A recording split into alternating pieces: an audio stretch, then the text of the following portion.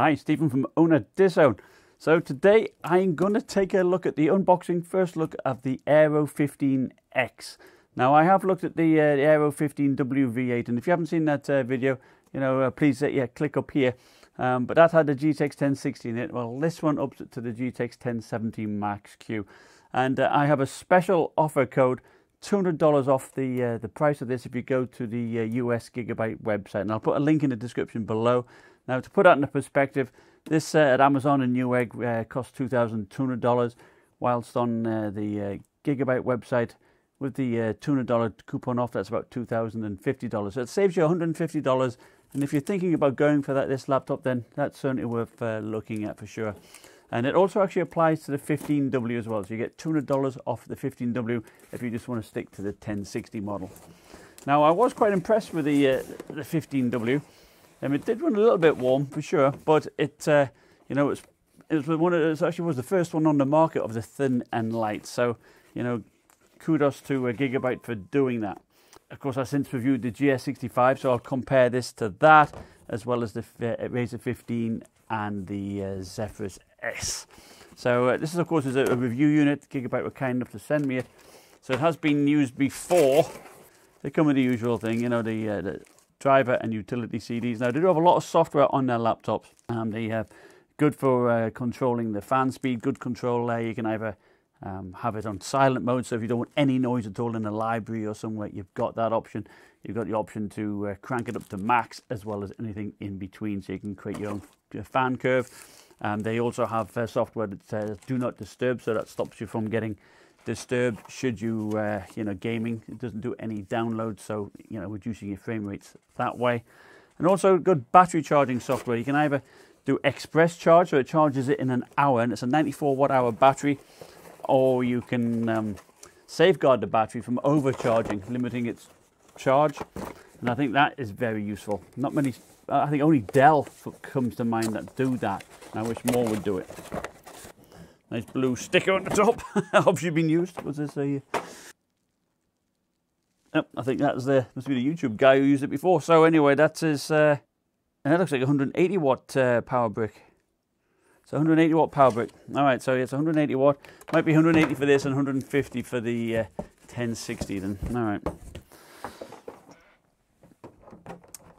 But that'd be interesting to test that, because my GTX 1060, I'm doing on the Strix 2, that pulled 172 watts from the wall. So anyway, 180 watt power brick. But there we have it. Now, if you're after a laptop that doesn't scream gamer, and something perhaps you could take to an office, this is certainly one to go for. You've got a bit of a herringbone pattern here at the top. Otherwise, it's nice and plain. And the Gigabyte logo does light up. I believe it's white from memory, but of course we'll look at that. And it is pretty thin and light. So let's compare it to some of the other laptops, which I'll be pitting against it.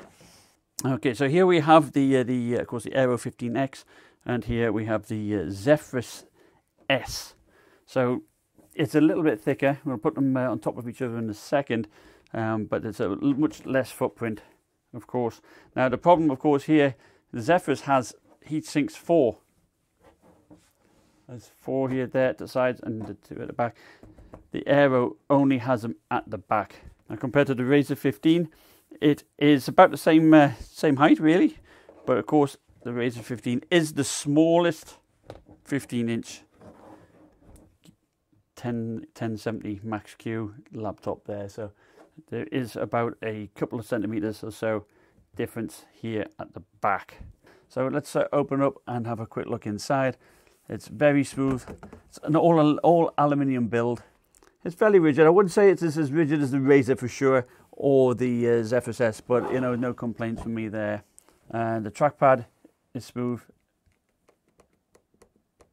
And yet, there's no integrated buttons, but it seems to be quite responsive. It's an ELAN trackpad, so it's one thing to bear in mind. It is ELAN.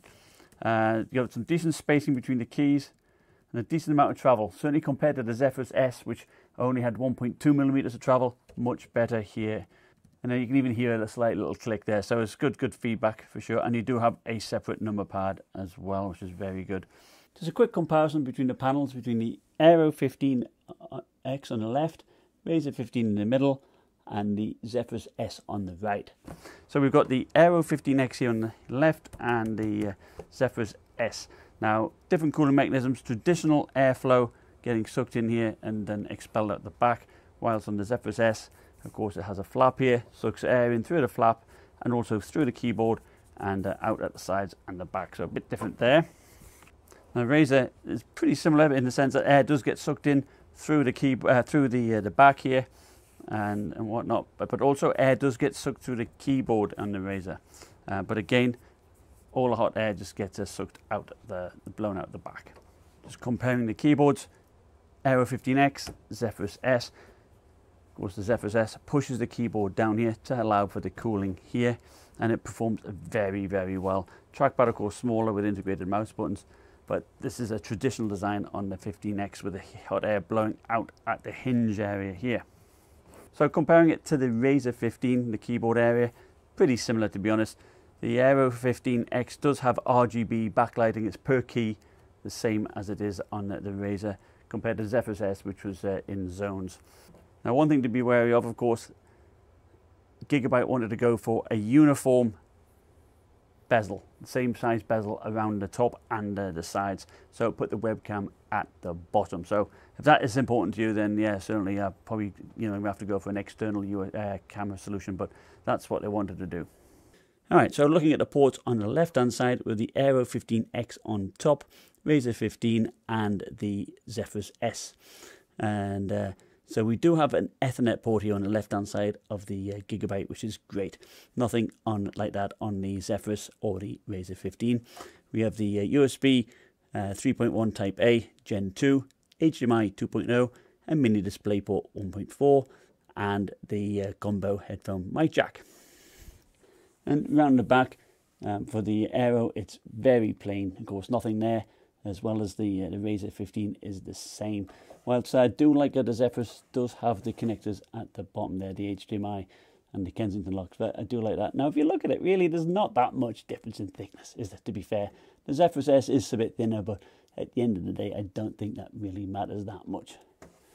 And here on the right-hand side, we have the SD card reader. Now, so it's not an ordinary one, it's a UHS 2. That means it has speeds up to 300 megabytes per second, and that is very good. We have the USB-C Type C port here. It's a Thunderbolt 3, and we have two USB 3.1 Type A ports, but they're Gen 1. So it's not too bad. And of course, we have the power connector far back on the right and the Kensington lock. The panel is 1080p, 144 Hz, and it says Pantone certified. And I've tested the 15W, and it was a decent panel. It's pretty much on par to the Zephyrus and also the the Razer 15. There's not much difference between them, to be honest with you. Now, inside, I think there's some great benefits. You have two M.2 slots, so that is great. So you don't have to skimp on your storage. That's fantastic. And of course, you have that SD card slot as well. So, your MSI GX5, you've got the one slot, and it's inverted motherboard. The Razer only the one slot. The Zephyrus S, the one slot. So you're pretty much stuck there. So this is good for that option there. Now, you do have two RAM slots in here. It's a 16 gigabytes of RAM, but it's only populated with one. So I will do some tests showing what it's like with single channel, and I will put two DIMMs in there to see what improvement we get with that, which we should do indeed. Now, this, of course, all come with the i7-8758 CPU, 6-core CPU, and but I think for a price of about $2,050, it's pretty decent car. Considering you do get those extra storage options, you do get a Thunderbolt 3. And you do get an Ethernet port compared to the Zephyrus, which of course, you can get that for about $1,900, extra $150 for this. But I think, the Thunderbolt 3 and that SD card reader and the Ethernet port, does make up, make it worthwhile, I think. Anyway, put in the comments below what you'd like me to test. And thanks again for watching, and like, subscribe, and I'll see you next time. Bye.